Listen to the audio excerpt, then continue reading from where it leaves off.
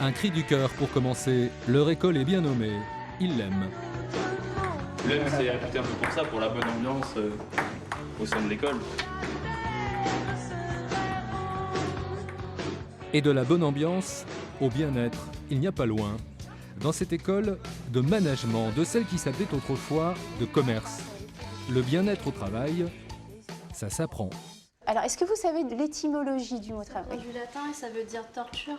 Oui, le mot travail lui-même est associé à de la souffrance.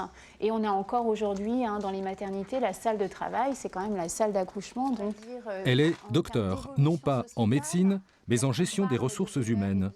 Donc, d'une certaine façon, dans le domaine du soin. Aujourd'hui, c'est vrai qu'on aborde beaucoup la notion de burn-out, donc ces dysfonctionnements qui ont été quand même assez médiatisés il y a quelques années, notamment à travers des exemples de France Télécom.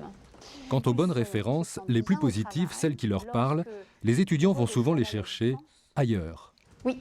Est-ce que vous pensez que les entreprises américaines comme Google ou Zappos ont on va dire, une meilleure créativité, un meilleur fonctionnement que les entreprises françaises? Elle leur répondra bien sûr par l'affirmative. Oui.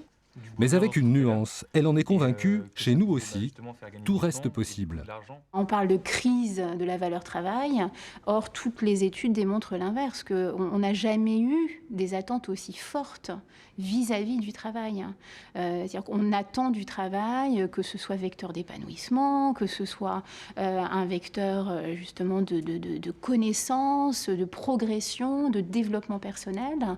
Et c'est vrai qu'il y a 40 ans, on n'était pas forcément dans ces considérations-là.